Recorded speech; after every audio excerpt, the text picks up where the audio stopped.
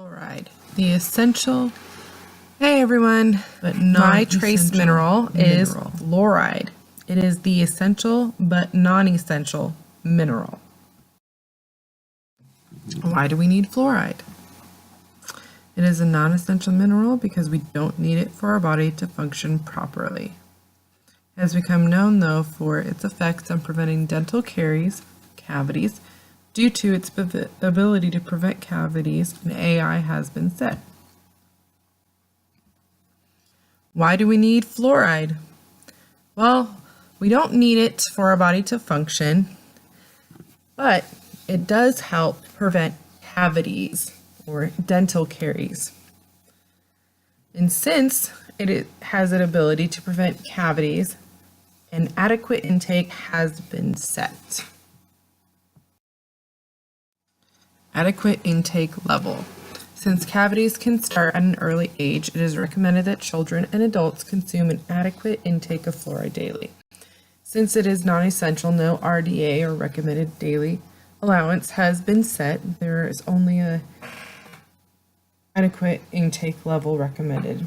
The AI for infants up to 6 months of age is cavities can start at any age, from children to adults. Therefore, there has been an adequate intake recommended for fluoride. 0.7 it's not essential for our body's function, but it does help prevent cavities. 3 milligrams a day, and the adequate intake for infants up to 6 months of age is 0.01 milligrams per day.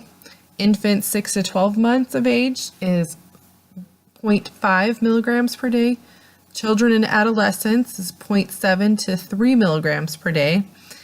And adult women is 3 milligrams per day. Adult men is 4 milligrams per day. This is the adequate intake level in order to prevent cavities or help prevent cavities. The upper intake level, even though our bodies do not need fluoride to function, there can be adverse effects when too much is consumed. There has been an upper intake level set in order to avoid reaching the toxicity levels for infants and children up to age 8, 0.1 milligrams per kilogram of body weight a day, which is about 0.7 to 2.2 milligrams per day is children over age 8 should not be exceeded, and children over age 8 and adult should not exceed 10 milligrams per day of fluoride.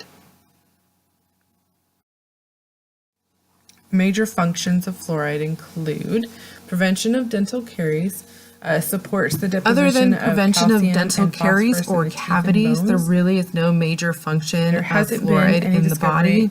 It's truly something that scientists are still working on figuring out. But it does support the deposition of calcium and phosphorus in the teeth to help them get stronger and to help prevent, again, cavities. Food sources include the main source of fluoride is fluoridated water sources such as public or municipal water. Not all public water is fluoridated. Approximately 25 states currently fluoridate 75% or more of their public water systems. Hawaii and New Jersey have the least amount of fluoridated water, with less than 24% of their public water systems fluoridated. The amount of fluoride in the water is 0.7 milligrams per liter. Each public water system adjusts the fluoride to meet this level of concentration. It's considered safe and optimal for prevention of dental caries. A lot of people worry about the amount of fluoride that they are getting in water, but if it's only 0.7 milligrams per liter and there's approximately 4 liters in a gallon, they're only going to get 2.2 milligrams per day, and that is if they drink 4 liters of water that is fluoridated. There are other sources as well besides water, such as tea, seafood, and seaweed. They all provide some of the greatest amounts of fluoride. On to the food sources. The main source of fluoride is fluoridated water, which as of late has been controversial because of the possible toxicity levels. But not all public water is fluoridated, and approximately 25 states currently fluoridate 75% or more of their public water systems. So there's still a lot of public water systems that are not being fluoridated. Hawaii and New Jersey have the least amount of fluoridated water, with less than 24% of their public water systems fluoridated. And the amount of fluoride in the water is 0.7 milligrams per liter. Each public water system adjusts the fluoride to meet this level of concentration, which is considered a safe and optimal amount for prevention of dental caries. If we think about it, the upper intake level for children 8 years old and above, and for adults is 10 milligrams per day. Now, if a person is drinking 0.7 milligrams per liter of fluoride,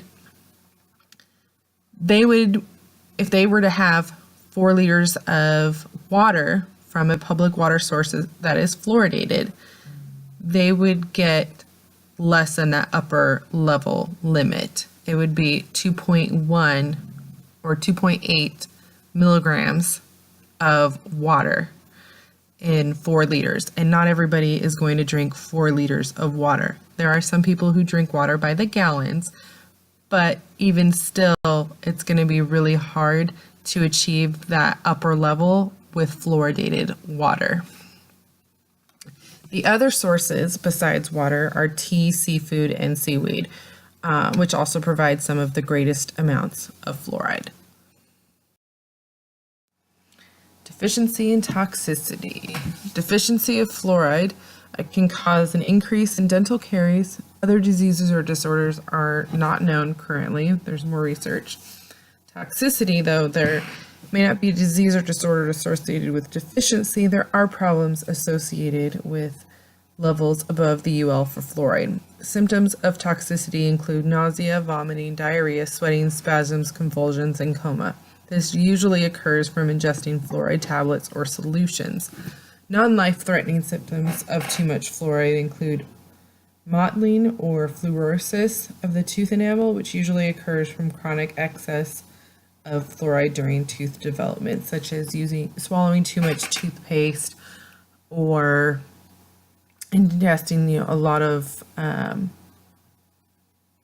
fluoridated water. But the biggest concern would be a lot of toothpaste, because a lot of children will swallow their toothpaste instead of spitting it out.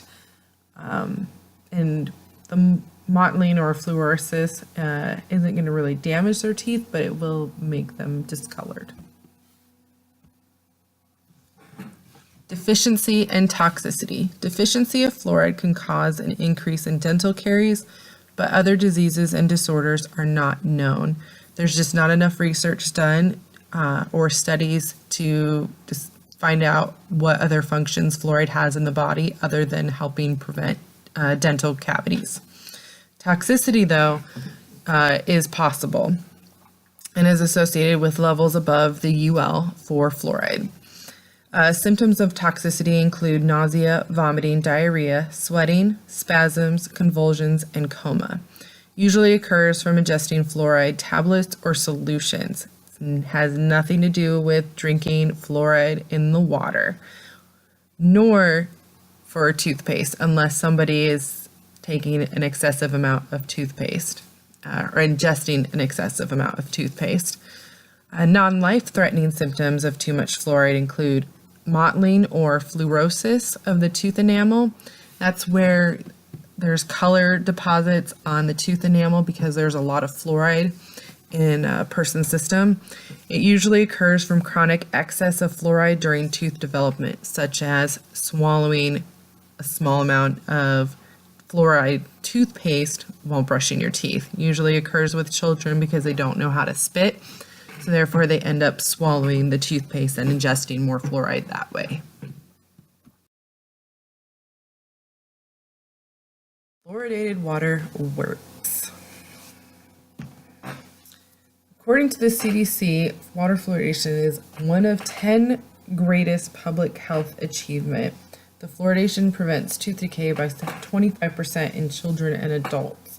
Less dental caries and tooth decay means less money families are spending on health care. It has benefited people for over 70 years. In 1945, Grand Rapids, Michigan was the first city in the U.S. to fluoridate their water system. In 1950, children in that area in Michigan had fewer cavities than those in the nearby areas. Thus began the fluoridation of public water systems.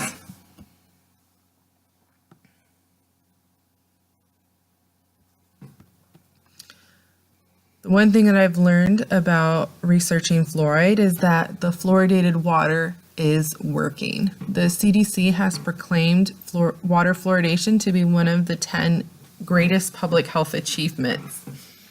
Water fluoridation prevents tooth decay by 25% in children and adults. Less dental caries or cavities, and tooth decay means less money families are spending on health care. Let's face it, dental work can get really expensive. And considering that this fluoridated water is working, we are on the right track. And the fluoridated water that are in the public health water systems are not at levels that are going to create toxicity in the body. It'll be enough to help prevent dental caries, but not enough to be toxic to us.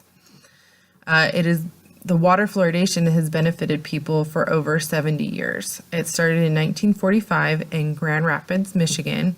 They were the first city to fluoridate their water system. Then in 1950, they noticed that the children in their area of Michigan had fewer cavities than those in the nearby areas. That began the fluoridation of the public water systems.